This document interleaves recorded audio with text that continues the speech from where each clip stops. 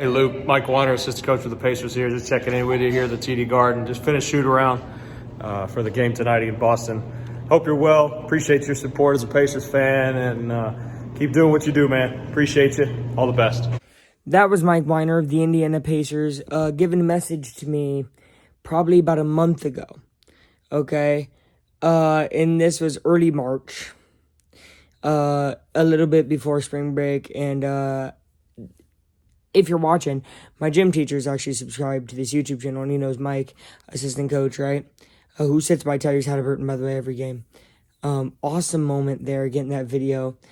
And what's also really awesome is for him to see the support through the hate that I had.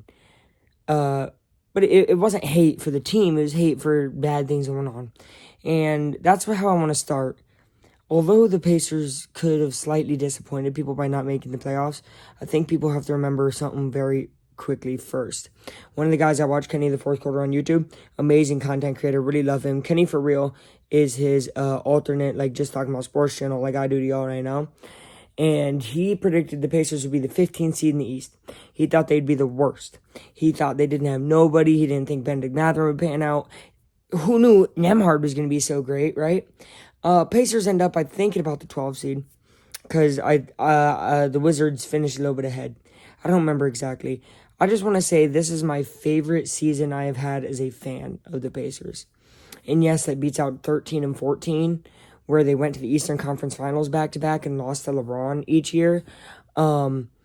This beats out Victor Oladipo's, comeback player of the year season. It's just, there was something special about these guys, and what's really exciting is I know this won't be my favorite ever, because next year, this team will be back and in the playoffs, and you can clip this, put it in, because this is going to be true, and I will look back at this moment and be like, wow, I'm right. Don't have the hair tie on right now, just got out of the shower, I'm going to go put it back on, but, in the meantime, aka when I'm talking to you right now, right, let's just go over the pros, like the great things about the Pacers this year. Young youth. Bennedict Mathurin is an offensive weapon on the offensive end that I don't think we've seen in a long time. And points per game wise was the best guy off the bench this year, period, rookie or not. Nembhard was an amazing plus-minus defender for most of the season that he got to play, where he was playing good against guys like Westbrook when he was with the Lakers, which I know is an amazing Westbrook, but still played pretty good defense on him, played great defense on Curry, played great defense on Jason Tatum, played pretty decent defense on Jason Tatum again, played bad defense against Curry the second time, but had these performances that made me shout last time I made a video. I think he could be an all-defensive second-team guy soon, in 2 to 3 years. I still agree with that.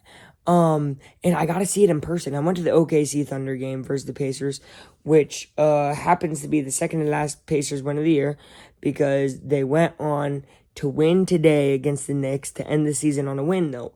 Now, this made a lot of Pacers fans mad. Oh no, why are we winning? It means nothing. I want a good draft pick. Why are we losing? You don't want to lose for bad culture. You want to win to make a winning culture. A lot of people don't understand that.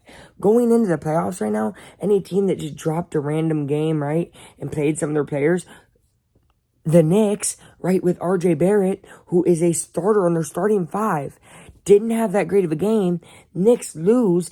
Pacers don't have any of their starters, right? Other than, Aaron Nesmith was a starter for most of the year. So Aaron Nesmith, right? But that's it.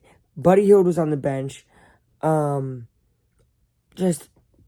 were just all the randoms, right? And played a pretty good game. What makes me so excited is how young the team is. How much experience they gained this year playing with each other. The energy at Gainbridge Fieldhouse. Let's get to that. Dude, I went to a March 31st NBA basketball game where the Pacers' chances of making the playoffs without Tyrese playing, without Miles Turner playing, out the window, basically. But yet, the place was packed. Now, mind you, I went to a Pacers game in January of last year, right? Where the Pacers had more of a chance to get into play, and it actually did that year, by the way. They got beat by the Suns by about 9 right? One time was trailing by 18. And this is with Sabonis, who, by the way, congrats Sabonis, is in the playoffs with the Kings. I will be rooting for the Kings to win the championship. I really like their team and who they are. And also some lower seed guys I'll root for. I might or may not come out with a predictions video tomorrow. If I get it out, it'll be tomorrow. If not, it's going to be about the plan. Anyways, back on track. With all those guys playing, there weren't really many Pacers fans there.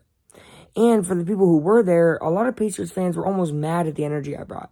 Now, I brought my girlfriend to the game. That part was not great. And she's not watching this video probably because she doesn't watch my sports-related videos. So I'm going to just go out and say this. I love you, Chloe, because she might be watching. And you should always say you love you to your girl. Whatever the heck I just said. Anyways, back on track. So, the Pacers, man, are just a phenomenal young team.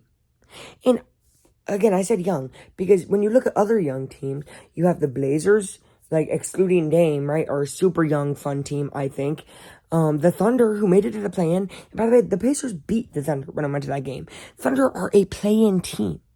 Pacers also beat teams like the Celtics this year, the Bucks without the Pacers starters. So many wins that were absolutely phenomenal. TJ McConnell, hustle legend. Nemhard, same thing. Jalen Smith, love him. Isaiah Jackson, love him. 2 young shot blockers. The team is so good, and I just loved watching them. You don't know how. The reason Chloe got mad at me at the game was because I was so into it. I was so cheering, right? These. Anyway, my dog got scared. Okay.